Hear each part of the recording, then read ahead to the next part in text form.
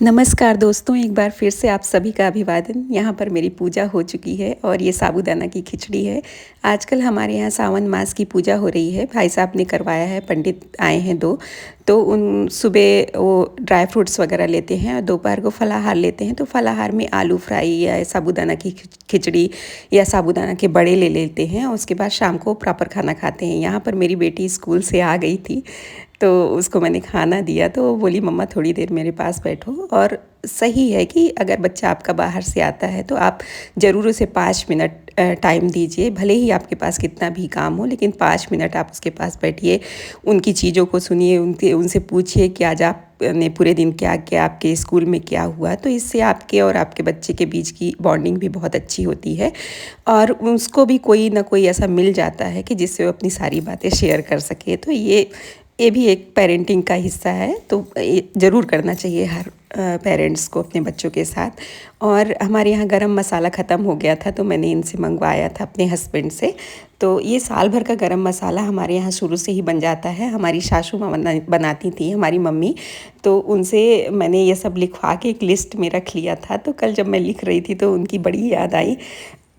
तो इसमें बड़ी इलायची, छोटी इलायची, काली मिर्च, जावित्री, चक्रफूल और जीरा और शाह जीरा और तेज पत्ता, ये सब मिक्स करके बनाते हैं प्रॉपर। इसे आप सुखा लीजिए, कुछ भी ज़्यादा इसमें करने की ज़रूरत नहीं है। खसखस भी डालते हैं, जो मैं यहाँ पे अपनी हाउस हेल्पर से डलवा रही हूँ।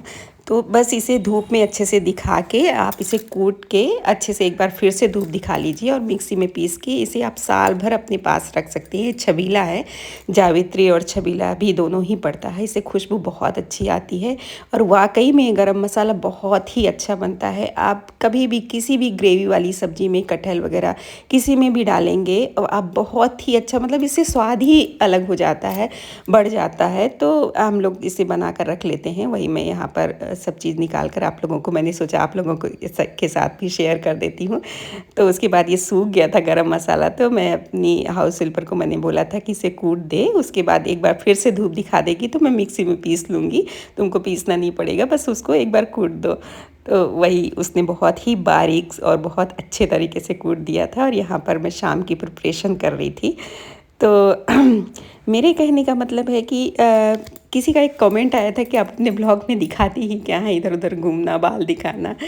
तो मैंने आप लोगों को शुरू में ही बोला है कि मैं एक जॉइंट फैमिली में रहती हूँ और मैं प्रॉपर कुछ भी क्लिप्स वगैरह नहीं दिखा सकती आप लोगों को, क्योंकि मैं छुपा के बनाती हूँ और घर में किसी को भी पता नहीं है कि मैं सोशल मीडिया में हूँ। और जब भी ऐसा कुछ होगा, चीज़ें पूरी हो जाएंगी जो मैं चाहती हूँ, तो मैं ज़रूर उन लोगों को बताऊँगी। और थोड़ा सा पता नहीं क्यों मुझे झेप सी भी लगती है, तो मैं उन लोगों को नहीं बताया है मैंने अभी। तो जो भी क्लिप्स उन लोगों की गैर हाजिरी में बना पाती हूँ वो मैं बना के, बस मुझे आप अपनी बात आप लोगों के पास रखनी रहती है, तो मैं क्लिप्स पे ध्यान नहीं देती हूँ। बस मेरी बात आप लोगों से पूरी हो जाए, जो मैं आप लोगों को बोलना चाहती हूँ, अपनी छोटी बहनों को, आप लोगों को, जो भी घर में होम मेकर्स हैं, गृहिणी हैं, उन्हें जो मैं मेरी तरफ से उनके लिए एक संदेश रहता है। जो भी 40 साल में मैंने अनुभव किया है, जो भी मैं अपने अनुभवों से मैंने सीखा है, तो मैं चाहती हूँ कि वो मैं आप लोगों के साथ भी शेयर करूँ। जो मेरी बहुत छोटी छोटी सी बेटियाँ हैं, जिन्होंने अभी अभी गृहस्थ जीवन में अपना पैर रखा है, तो उनके लिए शायद ये बहुत ही हेल्पफुल रहे। तो बस मैं एक संदेश देना चाहती हूँ। तो प्लीज़ आप लोग क्लिप्स पे ध्यान न दें और बस आप मेरी बातों पर ही ध्यान दिया करिए। तो आज का टॉपिक था कि कुछ लेडीज़ घर परिवार संभालने के साथ साथ खुद के लिए भी समय निकाल लेती हैं, जबकि कुछ महिलाएं पूरा दिन काम करने के बाद भी सोचती रह जाती हैं, आज मैंने अपने लिए किया ही क्या। फ़र्क काम का नहीं, कुछ छोटी छोटी आदतों का होता है। और अच्छी बात यह है कि इन आदतों के लिए न बहुत पैसा चाहिए, न बहुत खाली समय। पहली आदत, हर काम को तुरंत करना ज़रूरी नहीं समझती। सक्सेसफुल महिलाएं ये समझती हैं कि हर आवाज़ पर तुरंत उठ जाना, हर काम अपने हाथ में ले लेना और हर किसी को खुश करने की कोशिश करना उनकी जिम्मेदारी नहीं है। वो ज़रूरी काम पहले करती हैं और गैर ज़रूरी काम को थोड़ा इंतज़ार करना सिखाती हैं। क्योंकि हर काम ज़रूरी नहीं होता, लेकिन आपका सुकून ज़रूरी ज़रूर होता है। दूसरी आदत, वो अपने दिन में खुद के लिए थोड़ा सा समय ज़रूर रखती हैं, भले ही सिर्फ 20 मिनट।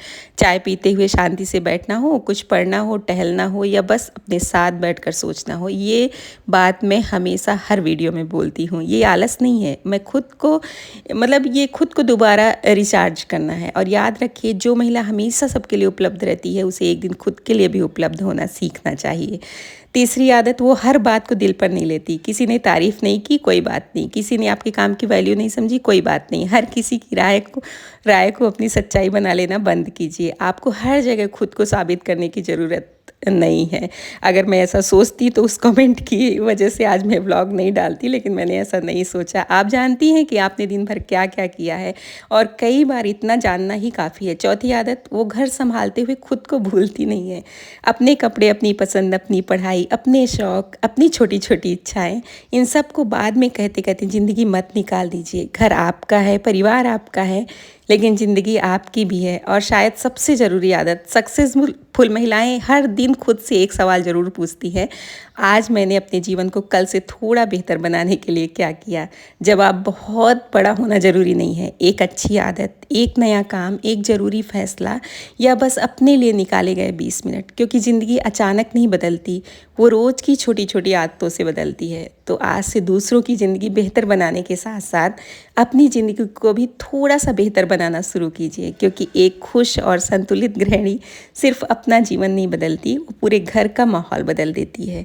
तो कल उस कमेंट की वजह से थोड़ा सा मूड ऑफ हुआ था मेरा, लेकिन मैंने सोचा नहीं, ऐसा सोचूंगी तो फिर कभी कुछ कर ही नहीं पाऊंगी। ये तो सोशल मीडिया है, कभी ना कभी कोई प्यार करेगा तो कोई नफ़रत भी तो करेगा, वो भी ज़रूरी है।